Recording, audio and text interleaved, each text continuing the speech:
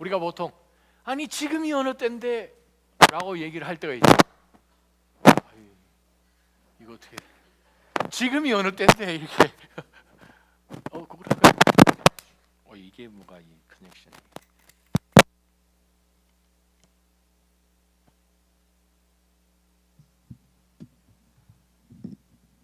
책.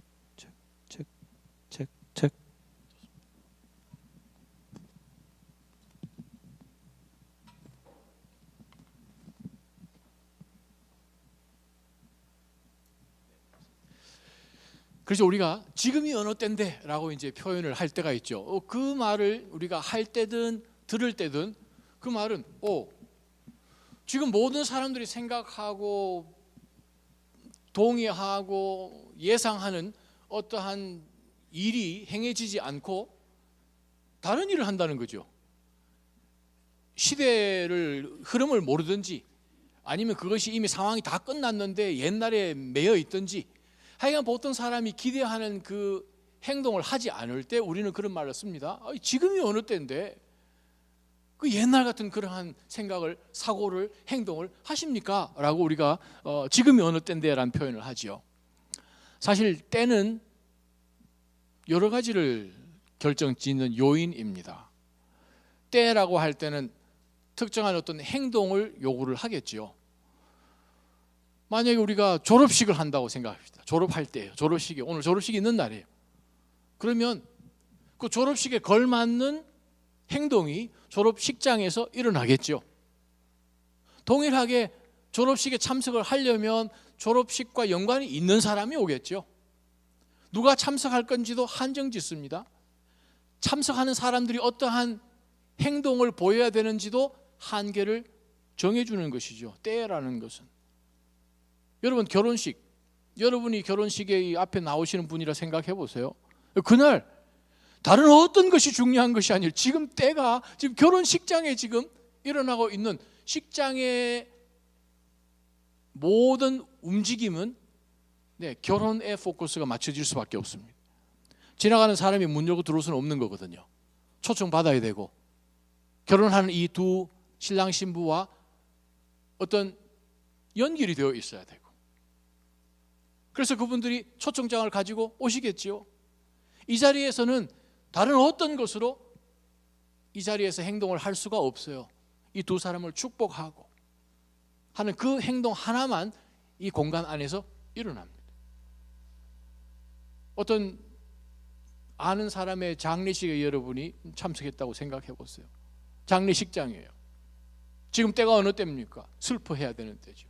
그런데 만약에 옆에 어떤 그룹의 사람들이 있는데 막 웃으면서 박수를 치고 한다면 뭐라고 얘기하겠습니까? 지금 무슨 상황이 지금 맞지 않지 않습니까? 지금 때는 지금 위로하고 같이 울어줘도 지금 시원찮은 판에 라고 우리가 생각을 할 수 있죠.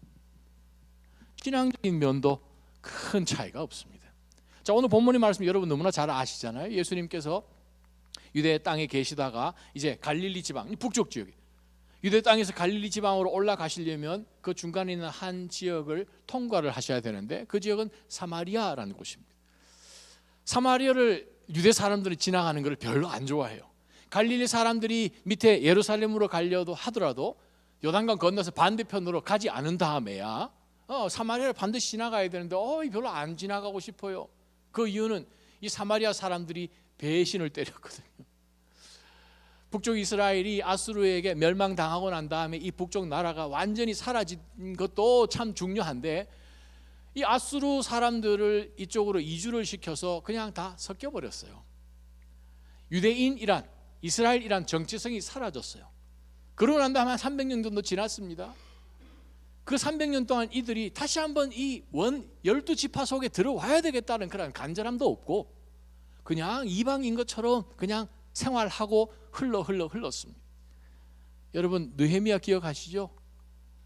아닥사스다 왕 20년에 느헤미야가 술관원이었는데 느헤미야가 하나님께서 비전을 주셔서 예루살렘 성벽을 건축해 나아가는 그 시점 가운데 BC 445년 그때 그가 그곳에 돌아갔을 때에 성벽을 건축할 때 사마리아 사람들이 우리도 좀 돕겠습니다 라고 이제 물론 좋은 의도는 아니었죠. 했을 때에 느헤미야가 No, 당신들은 여기에 예배도 없었고 예배에 대한 간절함도 없고 하나님을 경외함도 없고 지금까지 300여 년 동안 살아오면서 갑자기 이거 웬일? No. 그러면서 유대 사람들이 그 당시에는 이미 북쪽 이스라엘로 취급을 하지 않은 상태였어요. 그리고 한 400년 흘러서 예수님 당시가 되었습니다. 예수님 때에는 그 당시에 발견된 여러 자료들을 보게 되면 유대 사람들이 사마리아 사람을 동물 취급했어요. 개 취급을 했어요. 기도문 가운데도 내가 사마리아인으로 태어나지 않은 걸 감사하나이다라는 기도문도 있어요. 그래요. 사마리아 지나가는 것이 참 쉽지 않은데 예수님께서 유대에서 갈릴리 가실 때에 사마리아로 지나가는 그 여정 가운데서 수카라는 그 도시를 지나가게 되셨어요. 피곤하셔서 예수님이 그 마을 안에 들어가셔서 공동 우물에 이렇게 좀 쉬신 거예요. 앉아서. 제자들은 마을 안으로 이제 음식 사러 들어가고 12시쯤 되었어요. 너무 뜨거워서 아무도 이 우물에 물 길러 나오지 않는 시간에 어떤 한 여인이 나타나는 거예요. 그러면서 뚜레박을 놓고 큰 물 담을 그릇을 놓고 있길래 예수님이 그 여인에게 이보시오, 나에게 물 좀 떠주시겠소? 했더니 이 여인이 깜짝 놀라는 거예요. 아니, 당신은 유대인이고 나는 사마리아 사람이고 근데 어떻게 말을 거시고 나보고 물을 달라고 하시오? 했더니 예수님이 아이고 이 사람, 내가 누군지, 당신에게 물 달라 하는 사람이 누군지 당신이 알았으면 당신이 나더러 물 달라고 했을 겁니다. 이 여인이 생각을 합니다. 아니 보시오, 뚜레박은 내가 들고 있고 당신은 아무것도 손에 든 게 없는데 그럼 어디서 물을 가지고 온단 말입니까? 예수님이 여기서 물 아무리 가지고 가봐야 내일 되면 또 목말라요. 내일 되면 또 물 들어와야 돼요. 근데 내가 주는 그 물은 바로 당신 속에서 샘물이 되어서 막 다시는 목마르지 않는다는 거예요. 여인이 가만히 생각해 보니까 이거 괜찮은 거거든요. 그 물 나한테 주시오. 그래서 내가 다시는 남들 남사스러워서 아무도 안 올 한낮에 몰래 사람 눈치 보면서 지금 얼른 물 뜨고 가려고 하는 부끄러운 과거를 가지고 있는 내가 다시는 여기 물 뜨러 안 와도 되게끔 그 물 주시오. 했더니 예수님이 이제 그 물 받으려면 좀 무거운 걸 들고 다녀야 되니 그럼 당신 남편 데리고 오라 얘기하는. 그랬더니 저 남편이 없어요. 그랬더니 예수님이 아유 당신 말이 맞다고. 지금까지 당신은 5명의 남자를 갈아치웠고 지금 살고 있는 6번째 사람도 남편 아니지 않느냐. 이거 힘들어진 거죠. 동네 사람 창피스러워 지금 12시 나왔는데 대낮에 처음 보는 남자가 내 과거를 다 아는 거예요. 그랬더니 이 여인이 예수님을 대해서 좀 빈정대는 말투로 하죠. 아유 지금까지 내가 선생님 하고 했는데 지금 보니까 거의 뭐 예언자 수준입니다. 당신 예언자네요 라고 이제 우리말 성경에 번역을 했죠. 그러면서 예수님께서 말씀하십니다. 예수님께서 이제 말씀을 하시려고 하는 그 시점에 이 여인은 이제는 대화를 끝내야 되겠다. 아니 처음 보는 사람이 너무 꽂히고 이 사람하고 얽혀서는 빨리 물 뜨고 가야 되겠다라고 생각을 하고 더 이상 대화가 안 될 토픽으로 돌이키죠. 그 당시에 지난 수백 년 동안 그 누구도 해결할 수 없었던 주제를 탁 던지는 거예요. 그게 뭔가? 예배죠. 아유 내가 보니까 이 선생님 똑똑하시네요. 예언자네. 그러면 당신 얘기 좀 해보시오. 우리는 지난 수백 년이 아니죠. 수천 년 동안 우리 뒤에 보이시는 그리심산 마운트 그리심 바로 그리심산에서 예배를 드렸어요. 그 산으로 말할 것 같으면 야곱이요. 아시죠? 야곱이 요셉에게 또 이삭에게 요셉에게 그래서 저희들에게 다 내려와서 지금 이 우물이 역사와 전통이 있는 우물이고 굉장한 예배의 역사를 가지고 있는 곳이에요. 우리는 여기서 예배 드립니다. 근데 당신네들은 예루살렘에서 예배를 드려야 된다고 박박 우기는데 자 어떻게 하실랍니까? 어떻게 생각하시오? 라고 굉장한 질문을 예수님에게 던지셨어요. 저와 여러분 또 별 차이 없습니다. 똑같아요. 예배 2018년 예배를 세우는 해. 그럼 생각해 보셔야 됩니다. 예배를 어떻게 세우지? 종에다가 예배 써가지고 세우면 됩니까? 아니 뭐 예배를 어떻게 세우면 되는 거예요? 너무 추상적인 개념이잖아요.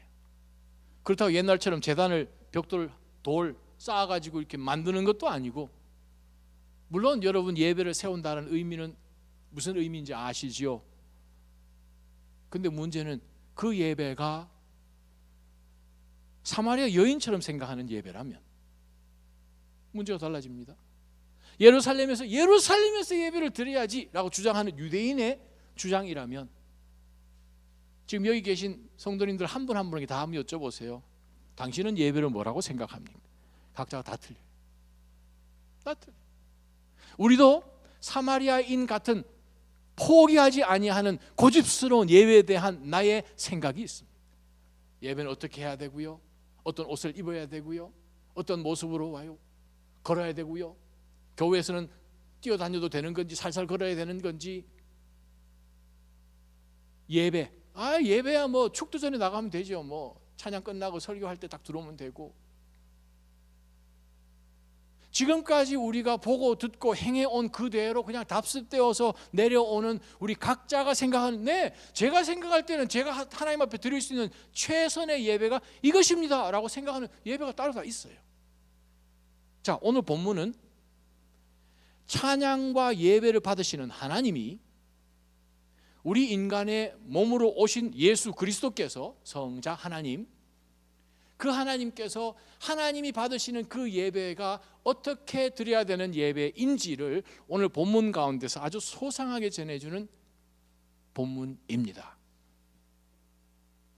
지난 10여 개월 동안 제가 고린도 후서 강의를 마쳤어요. 그러고 난 다음에 시간이 좀 비었어요. 그러한 가운데서 다시 한번 우리가 예배를 세우는 해이기 때문에 예배에 대해서 설교를 좀 하나님 앞에 말씀 받아서 해야 되겠다는 생각이 들어서 제가 이 말씀을 다시 한번 들여다봅니다. 여러분, 만약에 오늘 여러분께서 나 오늘 예배 드리러 왔어요 라고 만약에 이 자리에 앉아 계시다면 아마 그 예배가 아닐 수도 있습니다. 내가 하나님 앞에 정말 어떤 위로를 좀 받아야겠습니다. 내가 하나님 앞에 뭔가 좀 얻어내야 되겠습니다. 그 예배가 아닐 수 있습니다. 제가 하나님 앞에 이만큼 하나님 앞에 예물도 드리고 시간도 드리고 그랬으니 하나님 show me the money 인 것처럼 하나님 나에게 뭐 보상을 해주셔야 되지 않습니까? 내가 이렇게까지 왔는데, 이렇게 좋은 날씨. 여러분, 세상 사람들이 보면 이상한 사람들이잖아요. 여러분, 주일날 아무도 이렇게 옷 안 입고 다니거든요. 제가 이렇게 나올 때마다 동네 사람들 여러분 보지 않으세요? 네. 저 사람 어디 가지? 이렇게 좋은 날 차려입고. 이상한 거죠. 오늘 본문을 통해서 이 여인도 누구도 해결할 수 없는 이 문제, 그래 당신이 한번 해결해 주는지 봅시다 라고 예수님에게 이 질문을 던진 거예요. 예배 한번 설명해 주시오. 어디서 드리는 것이 맞소? 라고 했더니 우리도 생각하죠. 예배는 71 센트럴 스트리트에서 드려야죠. 브롤린턴에. 그렇게 생각하고 우리가 왔는지 모르겠어요.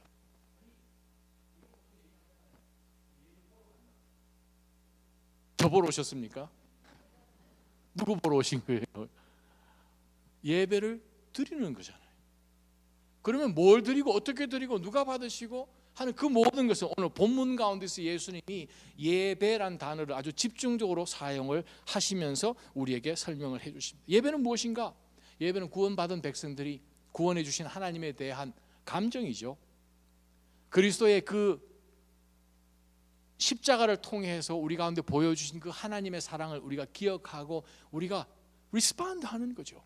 근데 문제는 어떻게 리스폰드 하는가 라는 그것이 오늘 본문의 핵심입니다.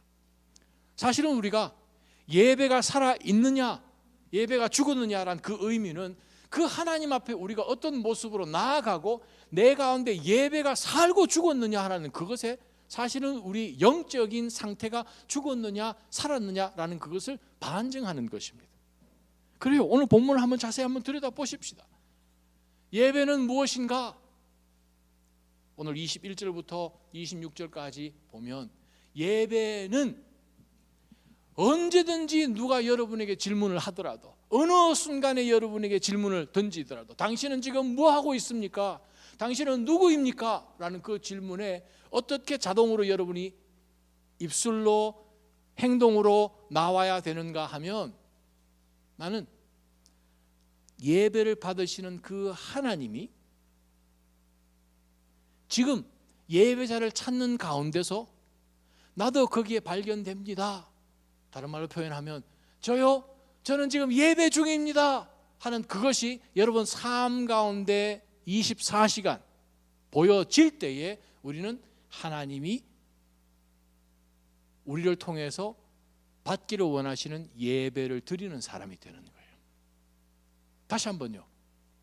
예배는 무엇입니까? 예배는 누가 물어보든 언제 물어보든 나는 지금 예배 중입니다 라는 자세로 살아갈 때에 그 삶 속에 예배가 살아있는 거예요. 한번 말씀을 통해서 확인해 보십시다. 21절 보십시다. 자, 이 여인이, 자, 우리 조상들은 대대로 지난 2000여 년 동안 지금 여기서 예배를 드립니다 했더니, 천 몇백 년 동안 그랬더니, 당신의 유대인들은 예배는 예루살렘에서만 드려야 된다고 합디다. 근데 예수님이 이렇게 말씀하십니다. 예수께서 여인에게 말씀하셨습니다. 여인아, 나를 믿어라. 이제 이 산도 아니고 그리심 예루살렘도 아닌 곳에서 아버지께 예배 드릴 때가 올 것이다 라고 말씀하십니다. 그 말은 무슨 뜻입니까? 예배 장소와 크게 상관이 없다는 거죠. 예배가 무엇입니까? 하나님이 보시는, 하나님이 받으시는, 받으셔야만 하는 그 예배는 그래요. 장소도 상관이 없어요. 언제나 어디서나 아버지께 드리는 게 예배예요. 예배 가운데 여러분이 기분이 막 좋아지면 그거 예배 아닙니다. 하나님께만 온전히 올라가는 그 예배. 오늘 우리가 21절을 들여다보니 딱 두 가지를 한정 짓습니다. 제일 첫 번째 무엇을 한정 짓습니까? 장소요. 자, 그리심산도 아니에요. 예루살렘도 아니에요. 우리 주 예수 그리스도를 통하여서 우리가 하나님의 거룩한 성소가 되었습니다. 항상 움직이는 성소가 된 거예요. 거룩한 산제물로 드려지는 하나님의 영이 저희들 가운데 거하시고 예배 받으시는 하나님이 우리 가운데 거하심으로 우리가 성전이 된 거예요.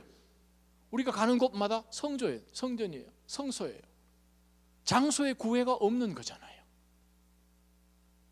하나님이 2000년 전에 예수 그리스도를 통하여서 우리 가운데 예배가 무엇인지를 분명히 설명해 주시면서 일주일 가운데 주일 오전이든 오후든 이 장소 가운데 오는 이것만 예배고, 여기에서만 드리는 예배고, 다른 곳에서 드리는 것은 하나님이 받으실 수 없는 예배가 아니라는 것을 주님께서 말씀하셨습니다. 아멘. 장소예요. 두 번째는 어떤 제한을 둡니까? 하나님을 아버지라고 부를 수 있는 사람만 예배를 드릴 수 있어요. 말씀을 보니까, 자, 이 그리심산도 아니고 예루살렘도 아닌 곳에서 아버지께 예배 드릴 때가 온다는 거예요. 아버지라고 부를 수 있는 자격이 누구에게 주어집니까? 자녀요. 아들과 딸들이에요. 예배는 우리 주 예수 그리스도를 통하여서 구속받은 하나님의 자녀들이 하나님 앞에 엎드려서 아버지라고 나아가는 그것이 성경은 예배라고 분명하게 말씀합니다. 요한복음 1장 12절 볼게요. 요한복음 1장 12절에 그분을 영접한 사람들, 곧 예수 그리스도의 이름을 믿는 사람들에게는 하나님의 자녀가 될 권세를 주셨습니다. 아멘. 우리가 예수 그리스도를 통해서 일주일 전에 2000년 전에 십자가 위에서 우리를 대신하여서 피 흘려 죽으신 예수 그리스도를 그 믿는, 그가 우리의 구세주인 것을 영접한 사람들에게는 하나님의 자녀가 되는 권세를 주셨어요. 예수 그리스도를 통하여서 하나님을 그냥 창조주, 심판주, 전능한 분이라고 부르지 않고 아바라고 부를 수 있는, 아빠라고 부를 수 있는 사람들만 예배에 된 인원입니다. 예배가 무엇입니까? 예배는 언제 누가 물어봐도 나는 지금 예배 중입니다 라고 하는 그것이 내 삶 가운데 보여질 때, 발견될 때 그 예배가 진짜 예배인 거예요. 그 예배는 어떤 예배입니까? 장소랑 상관이 없어요. 아버지를 아버지라고 부를 수 있는 자격을 받은 사람들, 구속받은 백성만 드리는 것이 오늘 성경 가운데 예수님이 말씀하시는 예배입니다. 하나님이 기뻐하시는 거룩한 산 제물로 하나님 앞에 드려라 라고 로마서 12장 1절 2절에 나오잖아요. 산 제사인 거예요. 저와 여러분이 하나님 앞에 드려진 산 제물인 거예요. 오늘 이곳에 왔을 때만 하나님 앞에 살아있고, 이곳을 떠나고 성전이 아닌 다른 곳에서는 세상을 대하여 살아있고 내 자신에 대해서 살아있고 하는 그것은 하나님이 보실 수 없는 예배의 모습이라는 거죠. 예배는 무엇입니까? 주님이 이 사마리아 여인에게 말씀해 주시는 예배는 무엇입니까? 예배는 장소 때문에 드려지는 예배가 아니라는 거예요. 우리가 이 장소에서 우리가 누구에게 무엇을 훔치거나 욕을 하거나 세상에서 하는 그런 일들을 여기서 하지 않죠. 여기서 막 술 먹고 이러지 않잖아요. 그런데 나가면 아무도 안 보는 곳에서는 그것을 만약에 한다면 크게 착각하는 거가 거기도 아니고 여기도 아니고 그래요. 바로 그 장소 상관없이 하나님을 아버지라고 부르는 사람이 드려야 되는 그것이 진짜 예배예요. 두 번째 한번 말씀 보세요. 22절에서 23절 상반절까지입니다. 너희 사마리아 사람은 알지 못하는 것을 예배하지만 우리 유대 사람들은 알고 있는 것을 예배한다. 이는 구원이 유대 사람들로부터 나오기 때문이다. 이제 참되게 예배하는 사람들이 영과 진리로 아버지께 예배 드릴 때가 오는데 바로 지금이 그때다라고 예수님이 말씀하십니다. 두 번째, 우리가 본문 말씀을 통해서 예배가 무엇인지, 이때가 어느 때인지를 우리가 한번 볼 때에 어느 때입니까? 지금은 참되게 예배하는 사람들이 영과 진리로 하나님 아버지께 예배해야 될 때인 거예요. 예수님이 오늘 본문 가운데서 예배란 말도 강조하시지만 때에 대해서 지금 포커스를 두십니다. 여러분, 지금 이때가 무슨 때인지 아십니까? 아니, 이때가 지금 무슨 때인데? 라고 내 속 사람이 성령의 감동을 받아서 나에게 다시 한번 일깨워주는 메시지를 준다면 우리 어떻게 대답할까요? 나 바빠, 나도. 그렇게 얘기를 하시겠어요? 성령께서 여러분 마음 가운데 지금 때가 어느 때인데 너는 지금 다른 곳에 그렇게 용을 쓰고 살아가니? 라고 만약에 하나님이 하시면 저 되게 바쁘거든요. 예배 조금만 기다리세요. 일주일만. 하나님 왜 그렇게 못 기다립니까? 막 그러면서 우리가 나가서 우리 마음대로 살 수 없는 것을 오늘 22절에서 23절까지 그렇게 말씀을 하시네요. 뭐라고 말씀하십니까? 사마리아 여인이요, 사마리아 사람들은 모르는 것 예배합니다. 유대 사람들은 알고 예배하긴 하는데 여기에도 지금 문제가 있는 것을 예수님 말씀하세요. 사마리아 사람들은 아수르에게 쫓겨가고 난 다음부터 속이 뒤틀려서 그들은 성경을 하나님의 말씀으로 인정하지 않습니다. 지금도 이스라엘에 가게 되면 사마리아 사람들 몇백 명 남아있는데, 사마리아 사람들은 구약, 창세기, 출애굽기, 레위기, 민수기, 신명기만 하나님 말씀으로 생각해요. 모세오경, 구약 성경 39권 중에서 딱 첫 5권만 이게 하나님 말씀, 나머지는 하나님 말씀 아니다. 그러니까 어떻게 해요? 인포메이션이 이거 없는 거잖아요. 진리가 없는 거잖아요. 참이란 것이 없는 거거든요. 틀린 거거든요. 그렇지만 그들은 그곳 안에서 그냥 예배를 열심히 드립니다. 뭔가 지금 많이 부족하죠. 예루살렘에는 성경책 다 가지고 있어요. 문제는 열정이 없어요.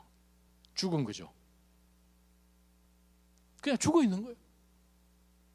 잠들어 있는 거예요. 그냥 다 가지고 있음에도 불구하고 열정이 움직이지 않을까? 자, 여기에는 말씀이 온전하지 못해요. 여기는 말씀은 있는데 영이 움직이지는 않아요. 그래서 하나님이 말씀하시기를 구원이 유대인으로부터 와서 하나님 말씀을 통해서 유대인의 후손인 자손인 메시아를 통하여서 구원이 완성되는 그것, 하나님 말씀 가운데 있는데 그것이 모세오경 가지고는 이해할 수가 없는 거 아니에요. 그래서 신명기 18장에 잠깐 나오기는 하지만 그것이 구약을 통해서 하나님이 어떻게 메시아를 보내시는지를 전혀 알 수 없는 가운데 있으니 구원이 어디서 오는지 전혀 모르죠.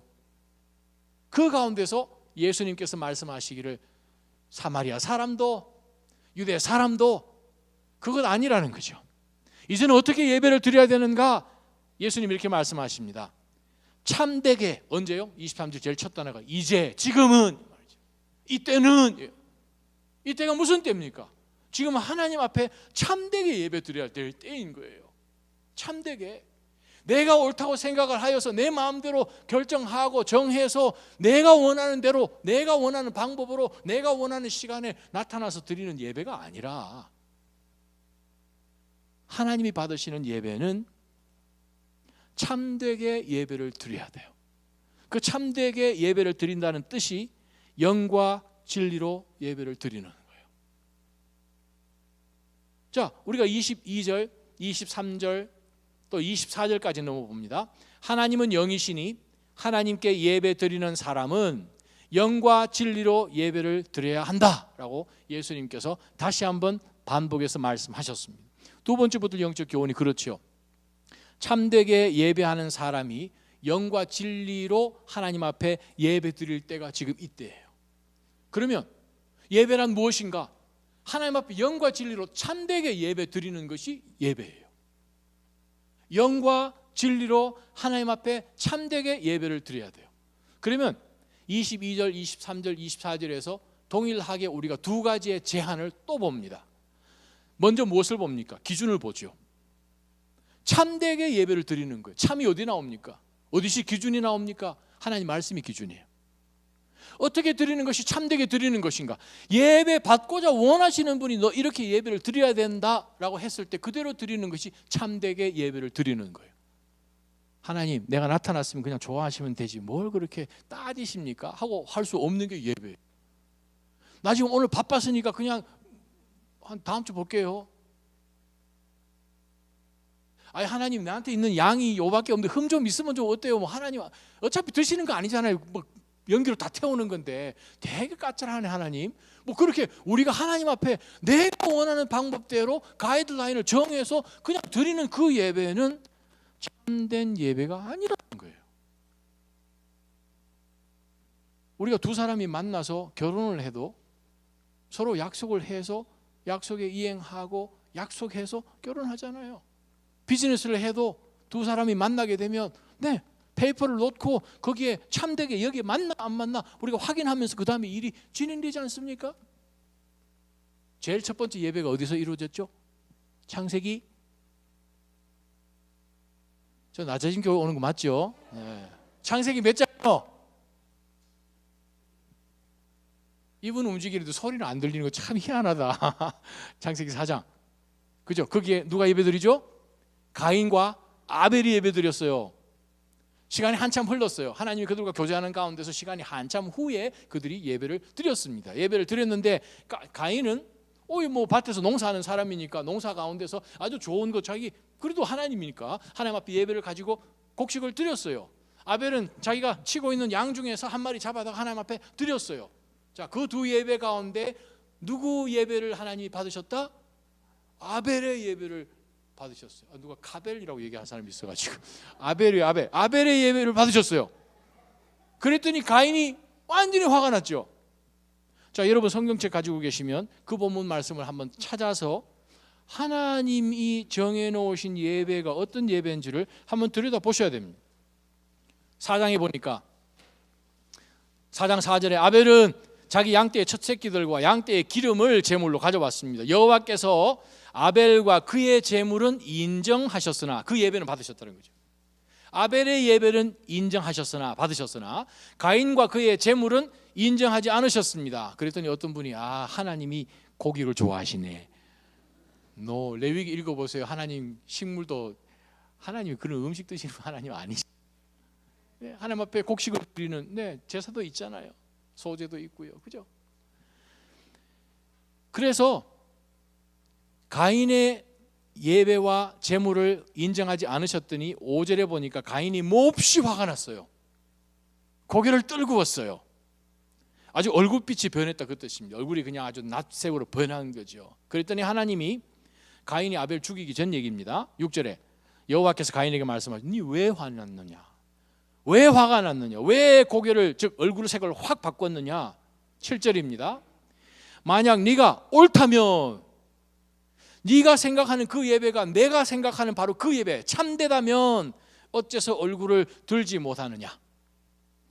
그러나 네가 옳지 않다면, 참되지 않다면, 이상한 예배 드렸으면 죄가 문 앞에 도사리고 있을 것인데, 죄가 너를 지배할 것인데 너는 죄를 다스려야 된다는 거예요. 무슨 뜻입니까? 하나님 앞에 예배를, 경건한 예배를 아니고 슬라피한 예배를 드린 거죠. 아니, 받으면 받고, if you take it, take it. If you don't, leave it. 우리의 예배가 절대로 슬라피한 예배가 되지 않기를 주님의 이름으로 축원합니다. 예배는요, 전지하신, 우주를 창조하신 여호와 하나님 앞에 드리는 우리의 작은 사랑합니다라는 고백이거든요. 안 믿는 사람들까지도, 우리 이 세상의 사람들까지도 우리 서로 만남 가운데서 고백을 거짓말로 하면 당장 알잖아요. 거짓말로 사랑합니다 그리고 양다리 걸치잖아요. 돌아서잖아요. 그 결혼 됩니까? 안 되잖아요. 가인이 어떻게 하나님 앞에 예배를 드렸길래 그랬을까? 우리가 창세기만 보면 많은 추측이 난무할 수 있어요. 가인 이야기에 나온 히브리서를 여러분 펴보시면, 아하, 가인 이놈이가 알면서도 하나님 앞에 안 드렸네 라고 우리가 깨달아지는 것이 히브리서 11장에 등장합니다. 히브리서 11장 4절이요.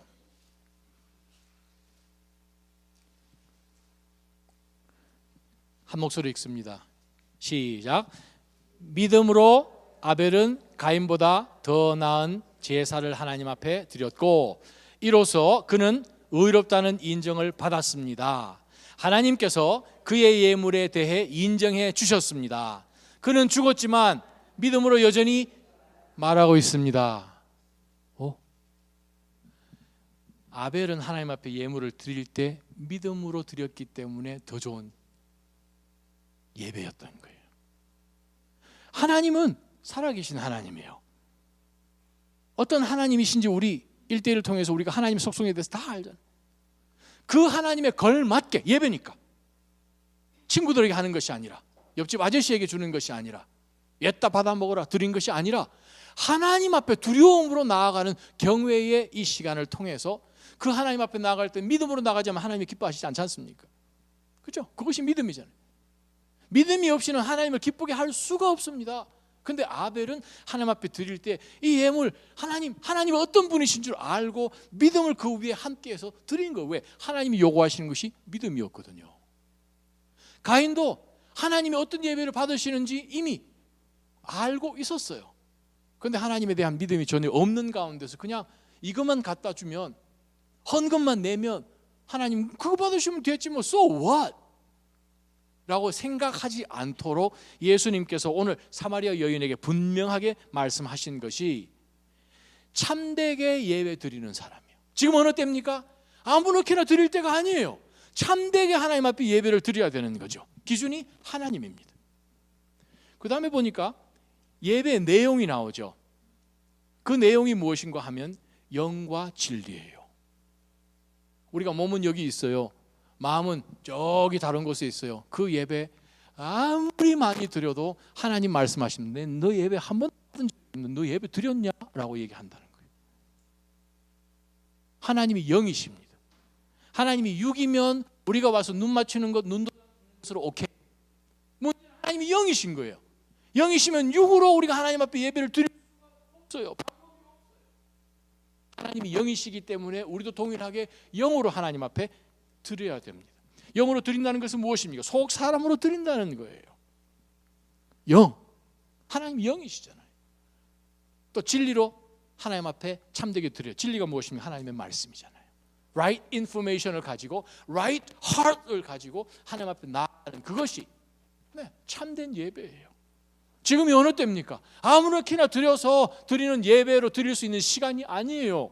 하나님 앞에 어떤 예배요?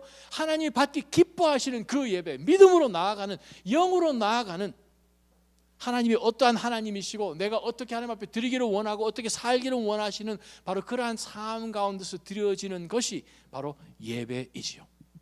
만약에 우리가 영으로 드리지 않고, 하나님 영이신데 육으로 와서 드리면 무슨 일이 벌어지는가 하면 그 예배 빨리 안 드리는 게 맞습니다. 왜요? 아니 그래도 육으로도 오면 하나님 기뻐하시겠지. 반대예요. 하나님을 만홀히 여긴다 그럴까요? blaspheme, 하나님을 불경하게 해서 죄가 차라리 더해지는 거예요. 차라리 하나님을 놀리지 않는 게 더 좋습니다. 예배를 차라리 안 드리는 게 더 낫다는 거예요. 왜? 하나님은 영이시기 때문에. 육으로 하나님을 즐겁게 하는 거예요. 또 말씀 가운데서 하나님의 어떠한 예배를 받기를 원하시는 이 말씀에 대한 온전한 믿음 없이, 진리 없이 우리가 나아가서 드리는 그 예배조차도 하나님은 받으실 수가 없는 거예요. 세 번째입니다. 23절 하반절을 보겠습니다. 아버지께서는 이렇게 예배 드리는 사람들을 찾고 계신다. 세 번째, 예배는 무엇입니까? 그렇습니다. 예배는 나는 지금 예배 중입니다 라고 하는 그 삶의 모습이 입술로나 삶 가운데서 나타날 때 살아계신 하나님 앞에 드리는 예배가 예배인 거예요. 그래서 23절 하반절에 뭐라고 하면 예수님께서 이때가 어떤 때인지를 분명하게 설명해 줍니다. 23절 하반절을 자세히 들여다보니까 여기도 동일하게 제한하는 것이 두 가지가 나오죠. 시간을 제한합니다. 보세요. 지금이 바로 그때다라는 거예요. 2000년 전 얘기입니다. 지금도 그때인 거예요. 하나님이 지금도 예배를 받으시기 때문에 지금도 우리가 하나님 앞에 예배로 나아가야 되고, 또 시간이 뭔가 하면 아버지께서는 예배 받으시는 이렇게 예배 드리는 사람 어떻게 해요? 믿음으로 영과 진리로 하나님 앞에 나아가는 그 예배하는 이렇게 예배 드리는 사람을 지금도 찾고 계시다는 거예요. 자, 그러면 어떤 제한이 있습니까? 먼저 아버지께서 지금도 찾으시니 시간적인 제한이 있지요.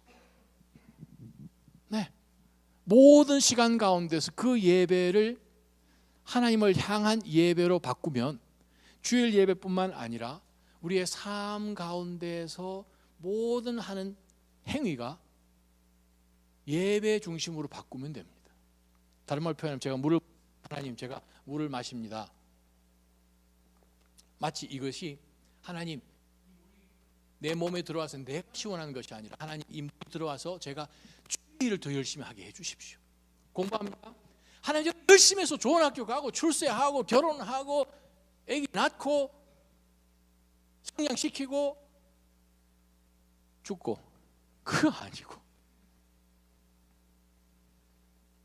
하나님 제가 이것은 하나님의 영광을 위해서 공부합니다. 하나님의 영광을 위해서 이 직장에 갑니다. 하나님의 영광을 위해서 이 결혼을 시작합니다. 하나님의 영광을 위해서 자녀를 기다립니다. 하나님의 영광을 위해서 이 자녀를 키웁니다. 이 자녀가 하나님의 영광을 위해서 하나님 저희가 뒤에서 서포트하고 하나님 중심으로 되게 되면 그것이 무엇이 됩니까? 예배가 되는 거죠. 여러분이 하나님이시라고 생각해 보세요. 일주일 내내 기다렸다가 오후 2시부터 한 3시 30분 넘어가면 막 우리 예배가 이상해지잖아요. 그 전에 빨리 마치려고 제가 노력하는데, 하나님이 여러분 보시니까 일주일에 만나는 시간이 딱 1시간, 맥시멈 1시간 반. 그 하나님 참 불쌍한 하나님. 제가 네 하나님 할래 그러면 하나님 안 할 거예요. 안 그러시겠어요 여러분? 근데 하나님은 굉장한 말씀 하시기를 지금도 그렇게 예배드리는 자를 찾고 계시다는 거예요. 찾아서 뭐 하시려고요? 우리 역대하 16장 보게 되면 여호와의 눈은 온 사방을 두루두루 range over 그렇게 표현하죠. 가스 레인지 이 마이크로웨이브 돌리는 것처럼 range over 돌려서 전심으로 하나님 앞에 향한 자를 찾고 계시잖아요. 전심으로 하나님께 향한 자를 온 사방 우주를 들여다 보시면서 강하게 하시죠. 이 예배를 통해서 하나님 저희는 연약합니다. 그냥 어려웠어요. 힘들었어요. 저희 힘으로 도무지 해결할 수 없는 문제 어떡하냐. 예배 드려도 돌아가면 현실로 돌아가면 그 문제 계속 거기 있을 거예요. 하는 가운데서 예배 들어왔는데 이 예배 시간을 통해서 어떤 하나님이시고 그분이 근데 글쎄요 여러분의 아버지시라니까요. 그 아버지 아버지 저 지금 힘들거든요. 그 아버지 모르시겠습니까? 우리 세상 아버지도 아시는데 그 가운데서 우리에게 힘 주시려고 하나님께서는 지금도 힘으로 예배하는 자를 찾고 계시다는 거죠. 그것이 예배가 돼야 우리가 삽니다. 그게 예배예요. 예배가 종교 행위라면 여러분 그래도 머리에 뭐 좀 쓰고 옷도 색깔 좀 맞춰 입고 뭐 그렇게 해야 좀 뭐가 예배 같은 느낌 안 들겠습니까? 근데 하나님이 보시는 예배는 겉으로 드러나는 그 예배가 아니라 영으로 드려지는 예배일 뿐만 아니라 영과 진리로 하나님 앞에 드릴 뿐만 아니라 지금도 하나님께서 이렇게 예배 드리는 자를 찾고 계시는 자들을 그 속에 저와 여러분이 있어야 할 때입니다. 지금이 도대체 무슨 때입니까? 대체 지금이 어느 때인데? 라는 그 질문을 예수님이 이 사마리아 여인에게 던졌던 지금이 어느 때인데? 라는 그 질문을 동일하게 우리 가운데 대입을 시켜볼 때 우리 어떻게 대답할 거예요? 저 지금 되게 바쁠 때거든요. 되게 힘들 때거든요. 찬양이고 뭐가 안 하고 싶을 때거든요. 라고 말할 수 없는 때라는 거죠. 왜? 하나님은 지금도 찾고 계시거든요. 시대가 현재 진행형입니다. 지금도 하나님이 계속해서 찾고 계십니다. 사무엘상에 보게 되면 사울 왕이 등장합니다. 사무엘상 13장에 보게 되면 그가 하나님 앞에 나아갈 때 예배를 얼마나 만홀히 여겼는지를 우리가 볼 수 있어요. 성경책 한번 찾아보십시다. 사무엘상 13장을 보게 되면 이 사울 왕이 블레셋 군대와 전투를 하는 시점 가운데서 지금 전투를 지금 하려고 나아가려고 하는 그 시점에 사무엘이 와서 기도도 해주고 하나님 앞에 번제도 드려주고 해서 하나님이 우리 뒤에 함께 하십니다라는 그 증표를 좀 받고 전투로 좀 나갔으면 하는 그런 마음이 있는데 적군은 지금 쳐들어오고 있는 거예요. 사무엘을 기다리는 사무엘이 안 나타나요. 자기 밑에 있는 부하들이 뿔뿔이 흩어지고 있어요. 이러면 안 되는데 사울이 어떻게 합니까? 하나님 앞에 번제를 드려버리죠. 그때 사무엘이 나타났어요. 우리는 급해서 예배고 뭐고 급해서 우리가 먼저 해놓고 예배하는 자리로 나오는 경우는 없나요? 주변 사람들이 흩어지니까 일단 예배부터 드려놓고 마치 미신인 것처럼 하나님 앞에 사울이 번제를 잘 드렸어요. 잘 드렸는데 사무엘이 딱 도착했을 때 11절에 지금 무슨 짓을 하고 있습니까? 지금 이때가 무슨 때인데 똑같은 질문하는 거예요. 그랬더니 사울이 뭐라고 대답합니까? 11절에 아니 백성들이 도망치기도 시작하고 당신은 정한 시간에 오지도 않고 블레셋 사람은 지금 믹맛을 보여들고 나보고 어떡하랍니까? 그러면 예배라도 빨리 드리고 미신인지 뭔지 모르겠지만 이게 하는 절차를 해서 전투를 해야 되지 않겠습니까? 해서 드렸습니다. 왜? 지금 그러고 하고 있거든요. 그랬더니 사무엘이 대답이 이렇습니다. 13절에 참 어리석은 행동을 했습니다. 하나님께서 당신이 하나님의 명령을 지키지 않음으로 인해서 하나님께서는 하나님의 마음에 맞는 다른 사람을 택하셨고 당신을 이제 폐위시키기로 결정하셨습니다. 왜요? 예배 드렸는데 하나님이 안 받으신 예배 드린 거예요. 열심히 드렸는데 하나님하고 상관이 없는 예배를 드린 거예요. 지금이 어느 때입니까? 겉으로 드러나는 번제로 하나님의 마음을 환심살 수 없는 것이 우리가 드리는 예배예요. 15장에 가게 되면 전투하는 내용이 바뀝니다. 이때는 이제 아말렉 군대가 쳐들어왔어요. 아말렉 군대가 쳐들어올 때 사무엘이 사울 왕에게 분명하게 이야기하였습니다. 지난번처럼 그렇게 사고 치지 말고 이번에 가게 되면 다 잘 순종하십시오. 어떻게 할까요? 나가면 아말렉 군대 있는 대로 다 죽여라. 짐승이고 뭐고 싹 날. 왜냐하면 그들이 섬겼던 우상의 잘못된 생각들이 이스라엘로 들어오기 때문에 철저하게 방역을 하듯 차단해야 된다. 다 죽여라. Annihilate all of them. 그렇게 얘기합니다. 나갔어요. 전투는 이겼어요. 하나님 보내주셨으니까. 근데 돌아올 때 전리품을 챙기는데 이게 조금 아닌 거예요. 사무엘도 이상하고 하나님도 이상한 거예요. 아니 이렇게 좋은 것 이거 어떻게 그냥 불태워 죽입니까? 이건 아니죠.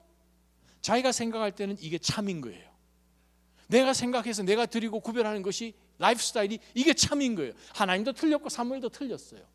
그래서 좋은 거 다 세이브 해놓고 나머지 가지고 오면 힘만 들 것 같은 것만 일단 다 죽이고 돌아올 때 사무엘이 만났어요. 순종 잘했습니까? 아, 잘했습니다. 제가 가서 다 죽였습니다. 사무엘, 근데 이거 무슨 소리입니까? 하더니, 아, 그거요, 번제물로 가지고 온 겁니다. 우리 참 말도 잘 갖다 대요. 우리 기가 막혀. 그때는 IQ가 거의 그냥 사울, 우리를 대표하는 모습이죠. 나의 모습이잖아요. 이상한 아이디어 가지고 옵니다. 하나님 온전히 순종했습니까? 이거는 제가 생각할 때 이게 더 맞다고 생각합니다. 자기 생각이 하나님 생각보다 더 위에 있는 거죠. 그래서 사무엘이 사울 왕에게 설명을 하면서 19절에 어째서 여호와께 순종하지 않았습니까? 어째서 약탈하는 데는 급급했고 여호와 앞에서 악한 일 행하는 그것에는 급했습니까? 라고 이야기합니다. 그래서 사울이 아닙니다. 21절에 여호와께 제사 드리려고 좋은 것 소와 양 가지고 왔습니다 했더니 천청병력 같은 말씀을 사무엘이 사울에게, 저와 여러분에게 오늘 던지십니다. 순종이 제사보다 낫고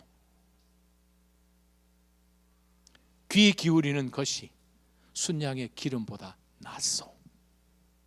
거역하는 것은 점치는 죄와 같고 교만은 우상을 섬기는 악과 같은 것이요, 당신이 여호와의 말씀을 거역했기 때문에 그분은 당신을 버려 왕이 되지 못하게 한 것이요. 또 듣는 거예요. 순종이 제사보다 낫다는 거예요. 우리 삶 가운데 크고 작은 여러 이슈들 가운데서 하나님 앞에 바로 그 짧은 순간에 까딱하면 실수하고 죄의 길을 선택할 그 순간에 우리의 마음을 지켜서 말씀 앞에 순종하는 것이 주일날 나와서 하나님 앞에 예배 드리는 것보다 100배 1000배 낫다는 거예요. 하나님이 이 말씀 사무엘을 통해서 주시면서 얼마나 마음이 아프셨겠어요. 하나님은 교제하시는 하나님이시잖아요. 교제하시는 신이잖아요. 나한테 나오지 말고 잘 살아라, 차라리 그 말씀이잖아요. 거룩하게 구별되게 살아라. 그것이 차라리 예배되게 하는 것이 나 얼굴 보러 오는 것보다 낫다라는 거예요. 순종이 제사보다 낫는 거예요. 또 무엇입니까? 주의 말씀에 귀 기울이는 것이 순양의 기름보다 100배 낫지. 사울은 그렇게 생각을 하지 못했어요. 사마리아 여인도 그렇게 생각하지 못했고 그 당시 예루살렘에 있는 사람도 그렇게 생각하지 못했어요. 1년에 3번 나오면 되는 줄 아는 거죠. 각을 잘 뜨면 되는 줄 아는 거죠. 그렇습니다. 예배는 어떻습니까? 예배는 어느 순간이라도 누가 질문을 하더라도 내 심령 가운데 누가 묻지 않아도 저는 예배 중입니다. 회사에서 일하시는, 일터에서 일하시는, 공부 가운데서, 가정 가운데서 설거지를 하시면서 음식을, 그것이 하나님의 거룩한 원대한 목적을 위해서 하는 그 삶일 때에 하나님은 우리를 보시면서 강하게 하십니다. 왜요? 예배하시는가? 그러한 예배자가 되기를 주님의 이름으로 축원합니다. 그래요. 그랬더니 이 여인이 이 말씀 가운데도 순종을 안 하잖아요. 그래서 보니까 이 여인이 뭐라고 이야기하는 거 아니에요? 저도 메시아, 그리스도라고 하는 메시아, 즉 그리스도라는 말은 헬라 말이니까 그리스도 똑같은 뜻이죠. 기름 부은 사람이 온다고 하던데 그 그리스도라 하는 메시아가 오실 것을 압니다. 메시아가 오시면 그때 드리죠 뭐. 그 얘기예요 지금. 여기서 천국 가고 싶으신 분 사람 저 확인 꼭 하고 싶어요 진짜. 이거 농담이 아니에요. 천국 가고 싶은 손 한번 들어보세요. 믿음대로 될지어다. 근데 여러분 아십니까? 내 예배가 오늘 말씀 가운데서 참되다라고 하는 그 왁구 안에 딱 들어가면 우리는 천국 갈 준비가 되어 있는 거고요. 오늘 이러한 예배가 아직 내 삶 가운데 정립이 안 돼 있고 드리지 못하면 아직 천국 갈 준비가 안 돼 있는 거거든요. 그러면 그런 분들에게 우리가 질문하면 뭐라고 얘기해요? 네, 우리 천국 가면 어차피 예배 드리니까 그때 가서 하지요 뭐 이렇게 얘기를 한다는 거예요. 그래서 예수님 뭐라고 말씀하시죠? 지금 때가 어느 때인데 그 말씀하시잖아요. 지금 무슨 때입니까? 천국 가서 하나님 앞에 드려지는 그거 아니고 지금이요. 지금이요. 여인이 뭐라고 질문합니까? 메시아가 오시면 우리에게 모든 걸 알려주실 겁니다. 그리고 그때 가서 영과 진리로 할 거예요 했더니 예수님이 26절에 다시 한 번 더 펀치를 날리죠. 지금 네게 말하고 있는 내가 바로 그 메시아다. 그분이 일주일 전에 십자가에서 2000년 전에 돌아가셨어요. 아멘. 그분이 메시아십니다.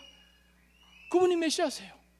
우리가 하나님 나라 들어가서 나는 그때 정말 목소리 터지도록 예배하겠노. 여기서 연습을 안 해요. 어떻게 거기서 합니까?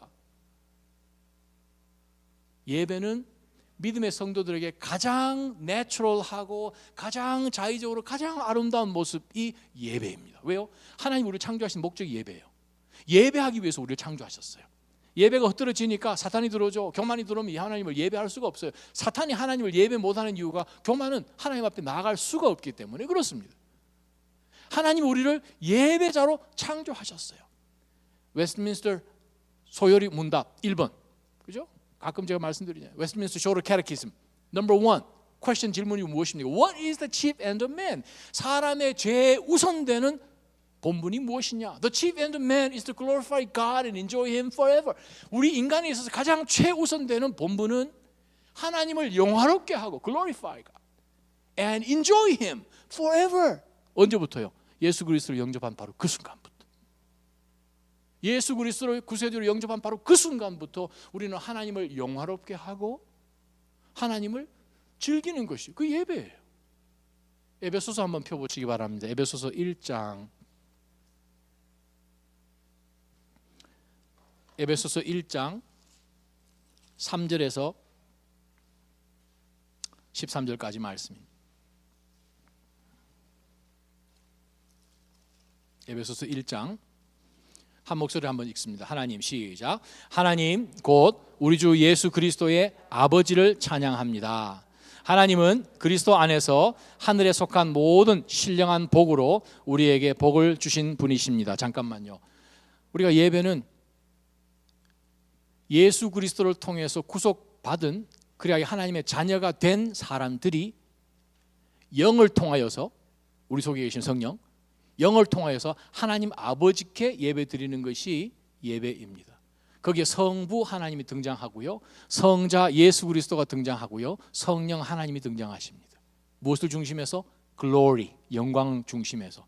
그 눈으로 에베소서 1장 3절부터 12절까지 바울 사도가 교회에게 주신 특히 교회론에 대해서 가장 핵심이 되는 서신서 가운데 성부 하나님, 성자 하나님, 성령 하나님 어떤 역할을 예배 가운데서 성도의 삶 가운데 하시는지를 보시는 관점에서 다시 한번 3절부터 12절까지 내리 읽습니다. 하나님 시작.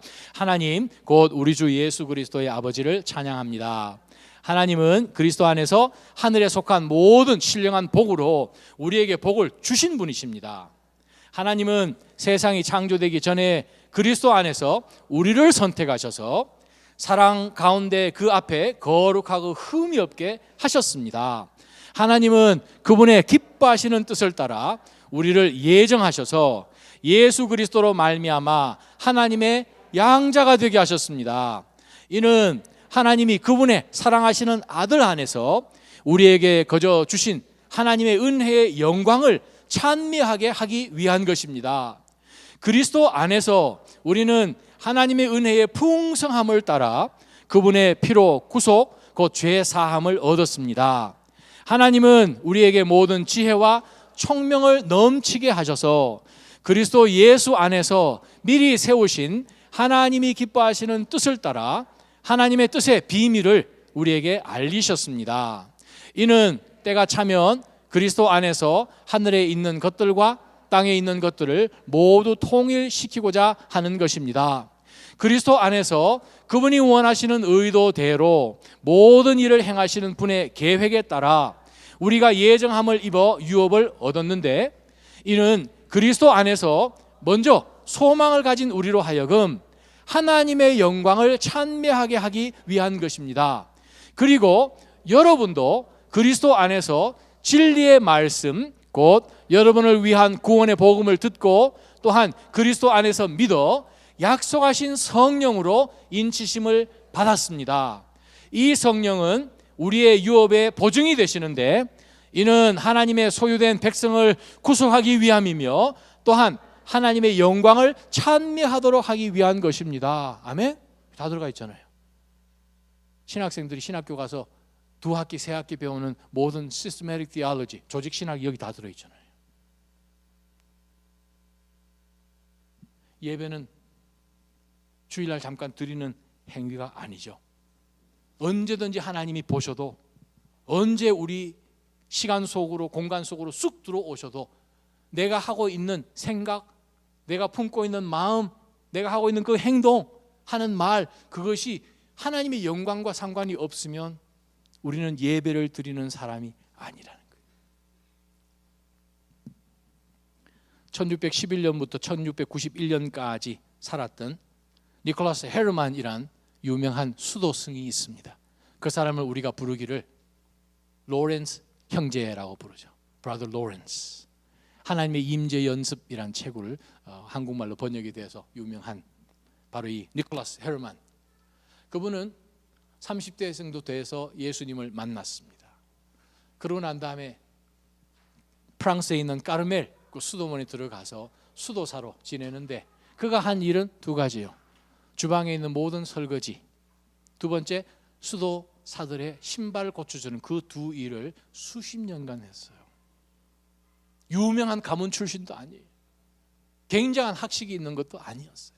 근데 그 삶을 들여다보니 수십 년 동안 변함없이 모든 일 가운데 하나님의 영광만을 위해서 그가 그 일 가운데 집중하는 것을 보게 되고, 나중에 로렌스 형제가 바로 이 헤르만 수도사가 까르멜 수도원의 원장이 되어서 마지막 아름답게 하나님 앞에 섬기게 됩니다.